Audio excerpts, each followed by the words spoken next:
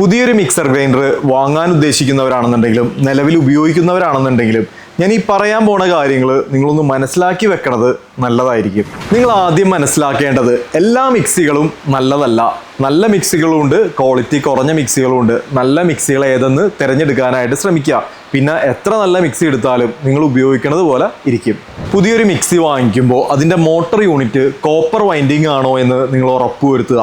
Copper winding ആണെന്നുണ്ടെങ്കിൽ current consumption കുറവായിരിക്കും, മിക്സിക്ക് heat കുറവായിരിക്കും, നല്ല രീതിയിൽ അരഞ്ഞു കിട്ടും, മോട്ടറിൻ്റെ ലൈഫും കൂടുതലായിരിക്കും. നിങ്ങളുടെ മിക്സർ ഗ്രൈൻഡറുകൾ 30 മിനിറ്റിൽ കൂടുതൽ തുടർച്ചയായിട്ട് ഉപയോഗിക്കാൻ പാടില്ല. അങ്ങനെ പറയണതിൻ്റെ കാരണം ഈ ഒരു മിക്സർ ഗ്രൈൻഡറൊക്കെ നമ്മുടെ വീട്ടാവശ്യത്തിനുള്ളതാണ്. 20 മുതൽ 30 മിനിറ്റ് വരെ നിങ്ങൾ ഉപയോഗിച്ച ശേഷം 10 മുതൽ 15 മിനിറ്റ് വരെ ഈ മിക്സിയൊക്കെ നിങ്ങൾ ഓഫ് ചെയ്ത് വെക്കണം.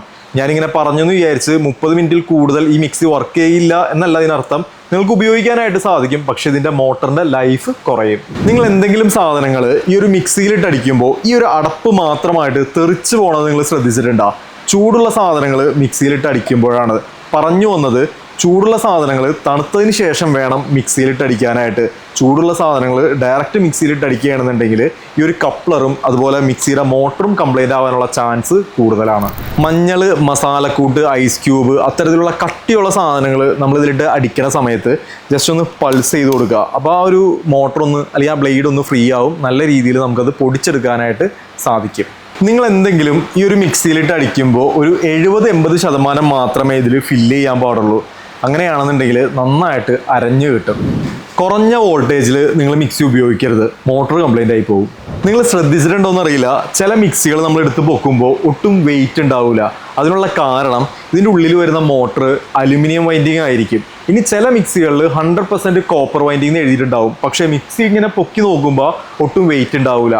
അതിനുള്ള കാരണം അതിൽ ആ ഒരു കോപ്പർ വൈൻഡിങ്ങിന് എണ്ണം കുറവായിരിക്കും, അല്ലെങ്കിൽ കോപ്പർ വൈൻഡിങ് കുറവായിരിക്കും.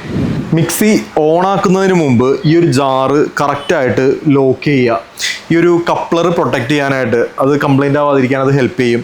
അതുപോലെ തന്നെ നിങ്ങൾ ഉപയോഗിക്കുന്നതിൻ്റെ ഇടയ്ക്ക് ഓഫ് ചെയ്ത് അപ്പം തന്നെ ഈ ഒരു മോട്ടർ പൂർണ്ണമായിട്ട് ഓഫ് ആവുന്നതിന് മുമ്പായിട്ട് അപ്പം തന്നെ ജാർ എടുത്താലും ഈ ഒരു കപ്ലർ ഡാമേജ് ആവാനുള്ള ചാൻസ് കൂടുതലാണ്. മിക്സിയുടെ അടിയിലായിട്ട് നിങ്ങൾക്ക് ഇത്തരത്തിലൊരു സ്വിച്ച് കാണാനായിട്ട് സാധിക്കും. ഓവർലോഡ് പ്രൊട്ടക്ഷൻ വരുന്നതാണ്. മിക്സി ഒത്തിരി നേരം ഉപയോഗിക്കുമ്പോഴോ അല്ലെങ്കിൽ മിക്സി നന്നായിട്ട് ചൂടാകുമ്പോഴോ മിക്സി ഓഫായി പോകും, മോട്ടറിനെ പ്രൊട്ടക്റ്റ് ചെയ്യാനായിട്ട്. അങ്ങനെ ഓഫായി പോണ സമയത്ത് കുറച്ച് നേരം കഴിഞ്ഞിട്ട് ആ ചൂടൊക്കെ ആറിയിട്ട് നിങ്ങൾ ഈ ഒരു സ്വിച്ച് ഒന്നുകൂടി പ്രസ് ചെയ്ത് വിട്ടിട്ട് ഉപയോഗിക്കാനായിട്ട് സാധിക്കും. ചില മിക്സികളുടെയൊക്കെ ഈ ഒരു ബ്ലേഡ് പിടിച്ചു നോക്കിയിട്ട് പലരും പറയാറുണ്ട് ഇതിനൊട്ടും മൂർച്ചയില്ല എന്നുള്ളത്.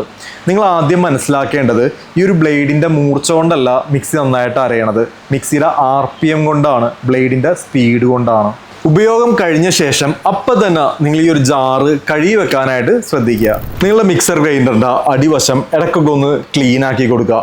മാറാമ്പലും പൊടിയൊക്കെ പിടിച്ചിരിക്കുകയാണെന്നുണ്ടെങ്കിൽ നിങ്ങൾക്ക് ഇതിൽ പ്രോപ്പറായിട്ട് എയർ സർക്കുലേഷൻ നടക്കൂല, മോട്ടോർ യൂണിറ്റ് പെട്ടെന്ന് ഹീറ്റ് ആവാനായിട്ട് അത് കാരണമാകും. ഉപയോഗിക്കുന്ന സമയത്ത് ഈ ഒരു ജാറിൽ നിന്നും വെള്ളം ലീക്ക് ആവുകയാണെന്നുണ്ടെങ്കിൽ ഈ ഒരു അടപ്പിൻ്റെ ഈ ഒരു ഗ്യാസ്കറ്റ് നിങ്ങൾ ഉടൻ തന്നെ ചേഞ്ച് ചെയ്യുക. ഈ ഒരു വെള്ളം ലീക്കായി മോട്ടറിൻ്റെ ഉള്ളിൽ കയറുകയാണെന്നുണ്ടെങ്കിൽ മോട്ടോർ യൂണിറ്റ് കംപ്ലൈൻ്റ് ആയി പോകാനുള്ള ചാൻസ് കൂടുതലാണ്.